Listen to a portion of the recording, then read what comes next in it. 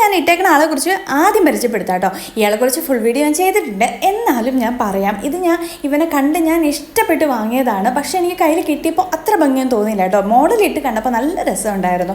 പിന്നെ ഇതിൻ്റെ എടുത്ത് പറയേണ്ട കാര്യം എന്ന് പറഞ്ഞിട്ടുണ്ടെങ്കിൽ നല്ല ഫ്ലെയർഡാണ് കേട്ടോ. പിന്നെ സാധാരണ നമ്മൾ ഫ്ലോറൽ പ്രിൻറ്റ് വാങ്ങുമ്പോഴത്തേനും കുഞ്ഞു കുഞ്ഞു പൂക്കളും കൈകളൊക്കെയാണ് സാധാരണ കാണാറ്. പക്ഷേ ഇതിൻ്റെ വലിയതായിരുന്നു കേട്ടോ. അപ്പോൾ നമുക്ക് തൽക്കാലം ഇവിടെ നിർത്താം. കാരണം ഇന്നത്തെ അൺബോക്സിംഗ് എന്ന് പറഞ്ഞിട്ടുണ്ടെങ്കിൽ ഒരു ഗ്രീൻ കളർ കുർത്ത സെറ്റാണ്. ടോപ്പ് ബോട്ടം ദുപ്പട്ടയും വരുന്ന ഒരു സെറ്റാണ്.